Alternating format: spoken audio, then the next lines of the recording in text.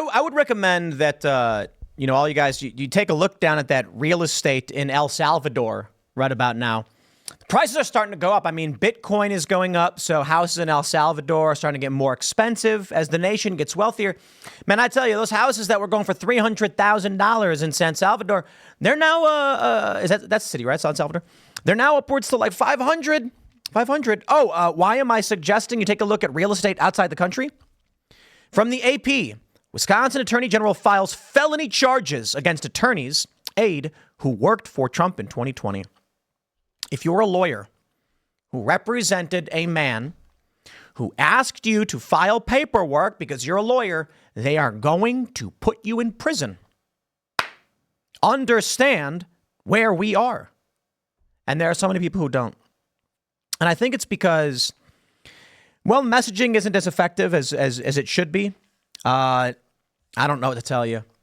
We have this, it's a what do they call it? Focus group of people. After Donald Trump was found guilty, they asked them how they felt about it. People do not know what's going on. And while I think it's fair to say that the guilty verdict in many ways backfired on Democrats, they're still getting what they want out of it. Trump is raising money from new supporters, 25% of his 70 million from small donors. No, I'm sorry, the 100 million. Coming from new donors, 25%. That's huge. New donors. So it backfired in many ways. But you look at some of these focus groups, and these people do exist that don't know and don't care. And they hear the word convicted felon and they go, I don't know, man. I don't really care. Donald Trump's guilty. I want to say this. I want to say part of me is laughing because this is Kenneth Chesebro and Kenneth Chesebro and Jim Troupis and former Trump aide Mike Roman, who allegedly delivered Wisconsin's fake elector paperwork to a Pennsylvania congressman staffer in order to get them to Vice President Pence. They're being charged with felonies. And hey, it's 4 years later. Why? Because we are no longer in this world. I just look, man. There's a viral video going around of some kid, this young woman ripping her shirt off, and she's got mastectomy scars. And I'm so sick of conservatives, dude.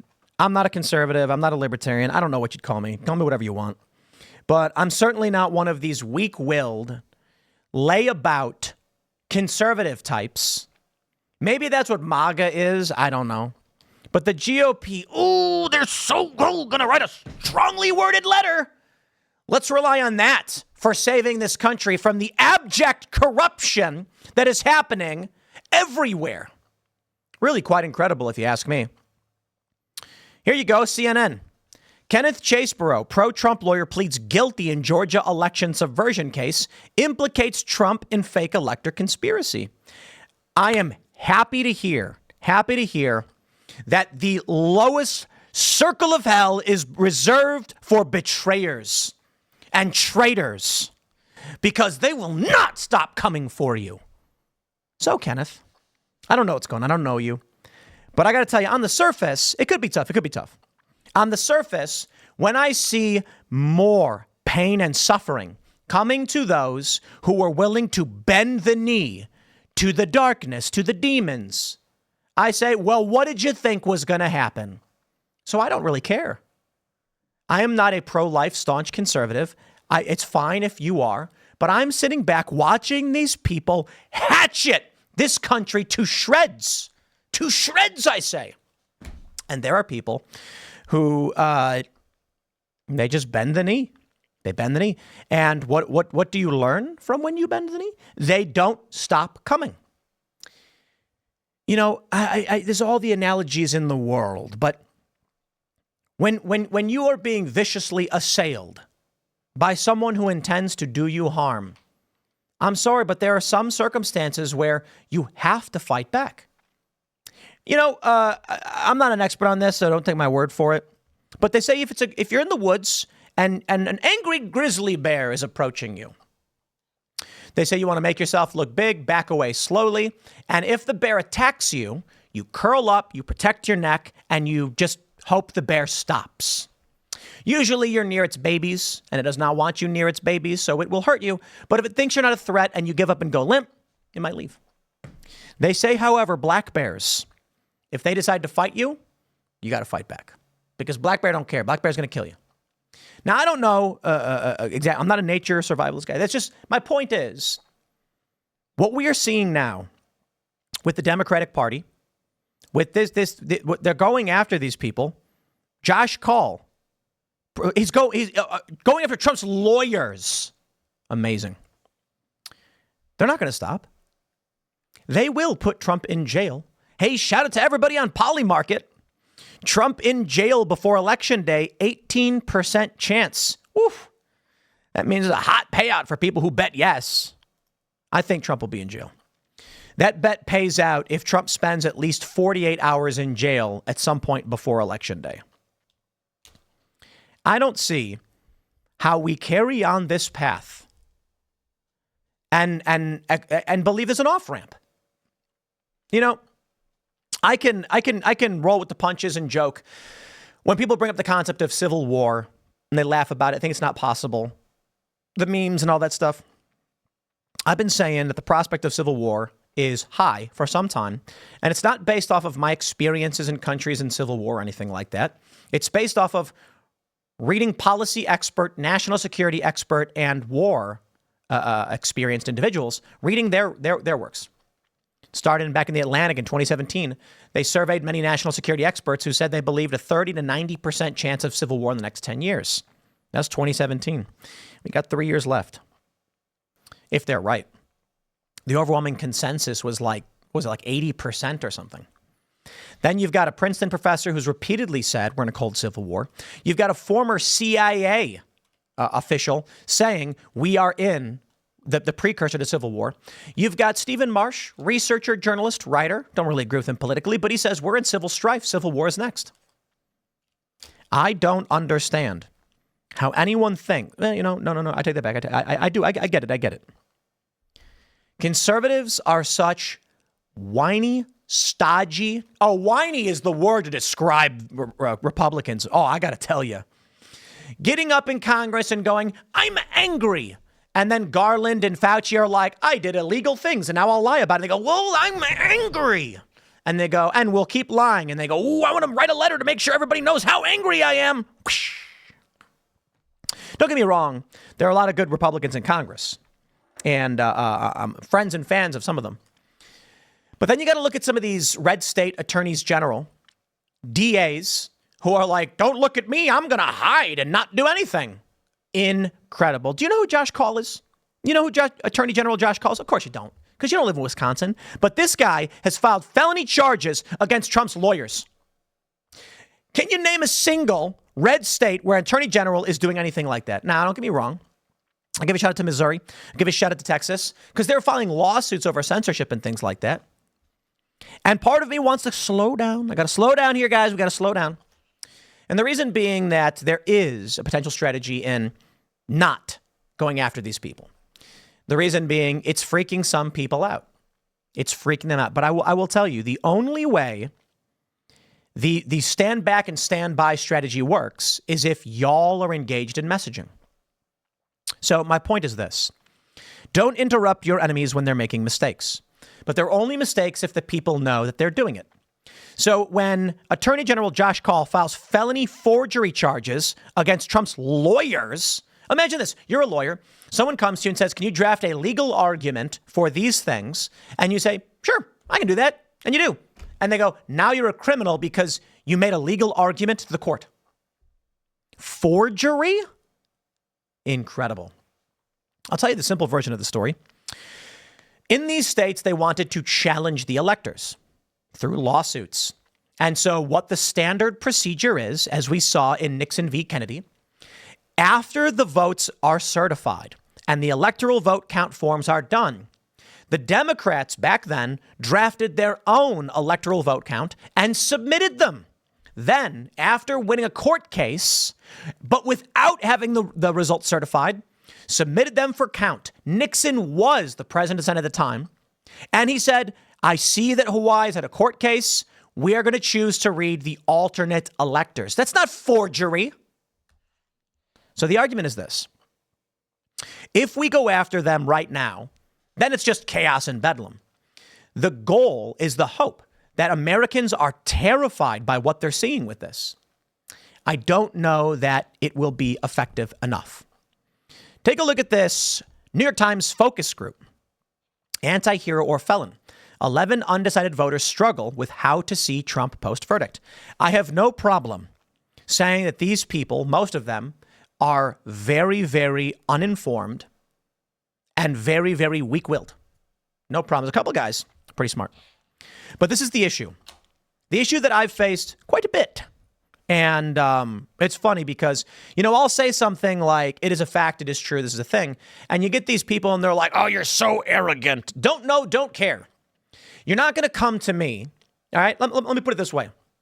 You come into my house and you tell me that the way I do nollie hard flip, late flips is incorrect. And I'm going to tell you, buddy, ain't nobody got a better nollie hard flip, late flip than me. There's a few people out there in the world for sure. My point is, you don't even know what those words mean. You've not heard. I could say to you, let's try this. Let's do nollie inward heel flip, frontside nose grind, nollie flip out. And very few of you have any idea what those words mean. But if you skateboard, you go, wow, that's pretty crazy. Not that I've ever done that trick. That's a crazy trick to do.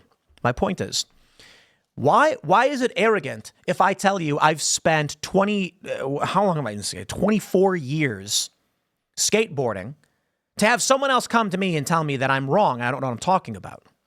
The issue is, if you come to me and I talk skateboarding, I'm not going to make fun of you. I'm not going to insult you. I'm going to try and explain to you the best of my abilities. But this means when it's matters of national importance and the survival of this nation, we're not talking about skateboarding now. We're talking about politics, policy, etc. And then you get people who don't read the news, who have not been following this stuff, and they say, I know better. How amazing is democracy? We decide on who's going to vote. We're going to have a vote. How do we fix the plumbing? The plumber says, let me just do it. I'm a plumber. And we go, no, we're going to vote. We're going to vote. Well, the plumber gets paid $200 to fix it. And he says, I am a plumber. You give me $200. I'll come in. I'll get the job done clean. $200 though. Oof. So what do you get then? You get a guy who's seen some plumbing videos, not really a plumber, but I can figure it out. And so what does he do? He makes his argument. You vote for me. And what I'll do is I'll put $100 back in. I'll take $100 to do it because he wants the $100. Amazing how democracy works. Everyone then votes for the guy who's not a plumber and the plumbing never gets fixed. Here we are.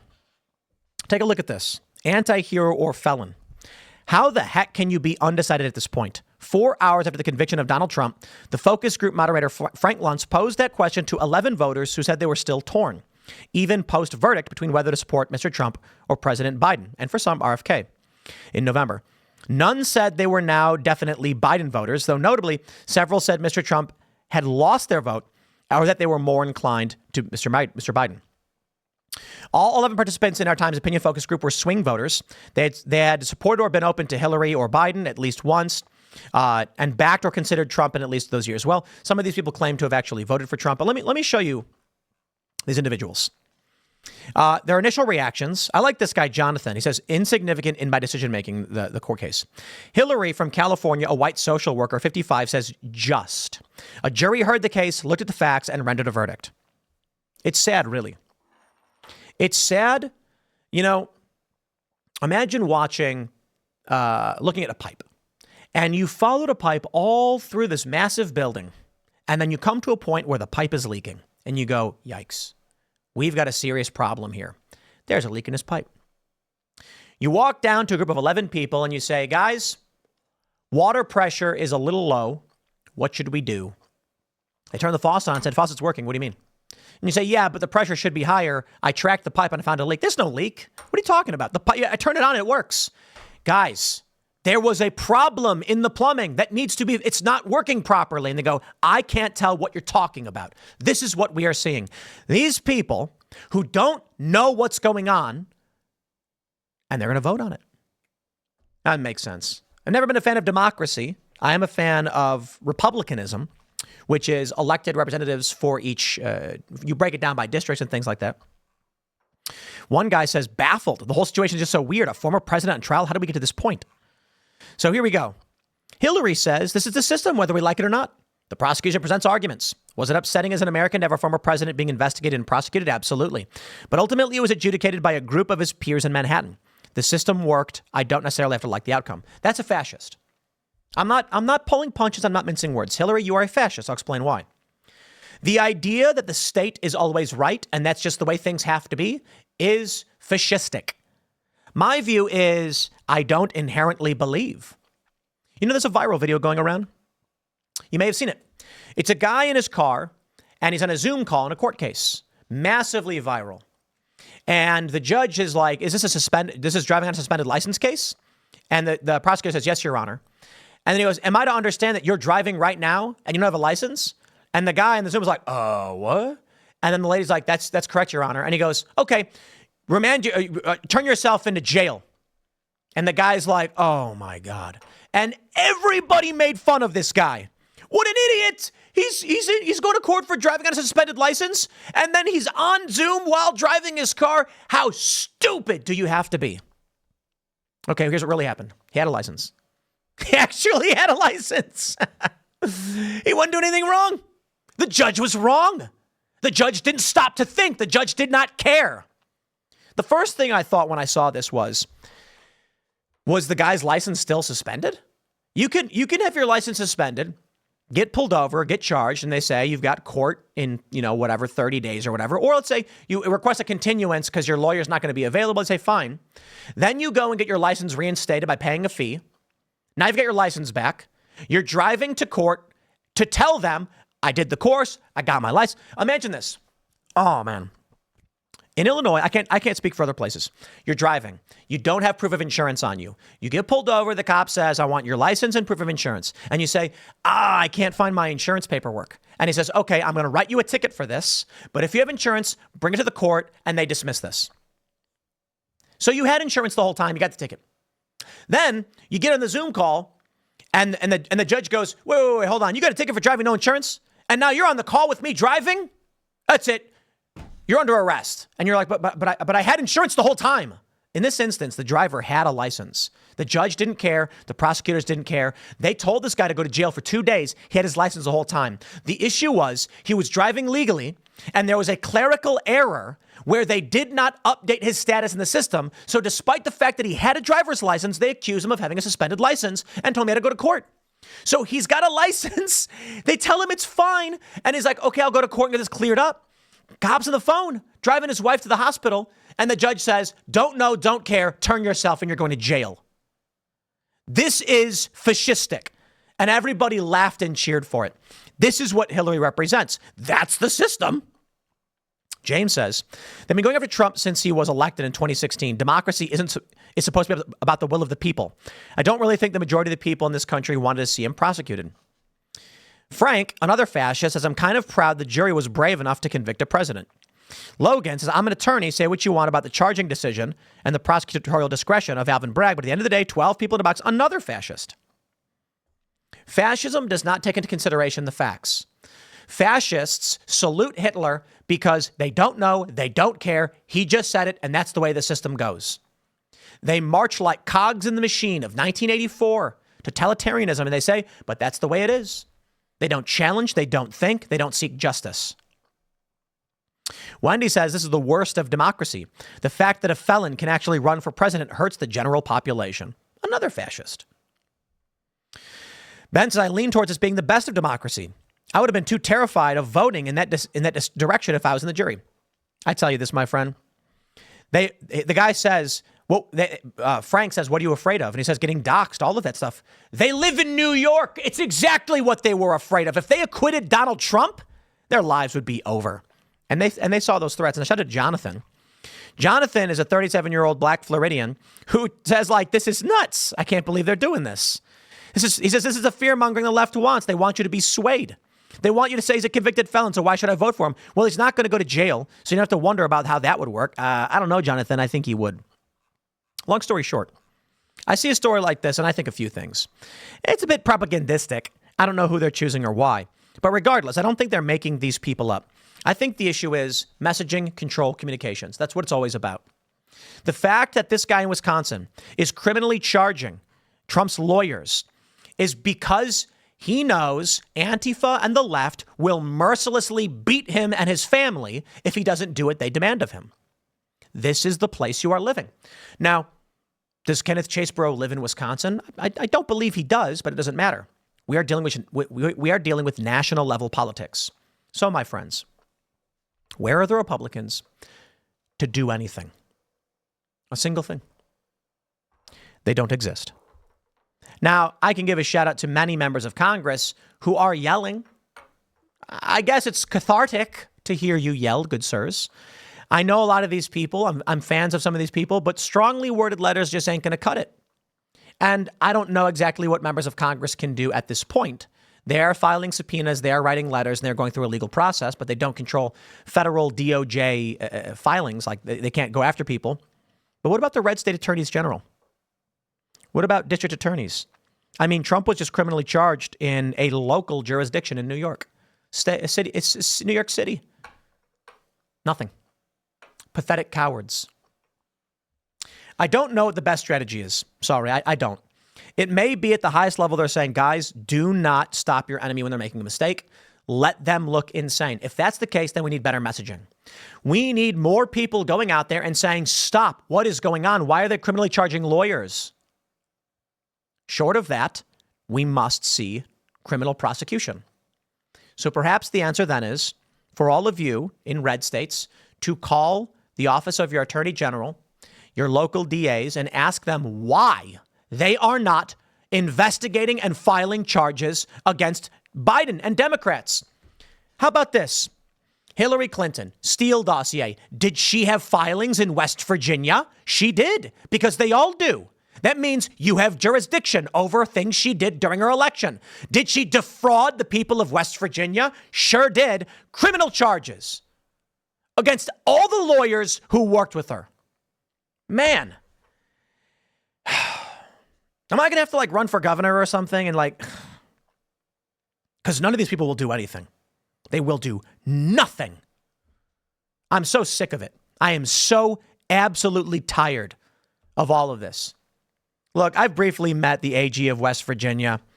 He says, I don't know. It's not my job. I don't do that. Whatever. This is the second most Trump supporting state in the country. And what do we get? Nothing. Nothing. To be fair, West Virginia was recently Democrat, so I'm not surprised. You've got people like Jim Justice and Joe Manchin. Fine. But where is there any jurisdiction where there are strong rule of law politicians who are going to be like, we are going to bring the criminal charges? Democrats will burn this country to the ground. And they're doing it. And we get nothing. We can't get a single lawyer to file some paperwork. Absolutely incredible. Look at the legal mechanism the Democrats have with Mark Elias, I believe his name is. Incredible. And Republicans are a disjointed, disorganized group of whingers. I'll say it right now. Look, man, I'm a professional whinger, so I don't know what else I could be doing other than whinging. I make donations, I contribute, I try to rally people to stand up for themselves and things like this. And so it's more difficult for me when my job is literally just whinging. That is, I complain on the internet for a living. I suppose then the issue is when I look to our leadership and the people in positions of power who are supposed to be taking action are too cowardly to file any paperwork. The answer is, do I got to do it? Do I got to just shut the whole operation down and run for office and then start filing charges against people? Because no one else will. That's what you guys should do. Everybody just run for office. Run for office in positions of legal authority like DA, Attorney General, Secretary of State, those things. And then bring the charges. Jeez. Next segment's coming up at 4 p.m. on this channel. Thanks for hanging out, and I'll see you all then.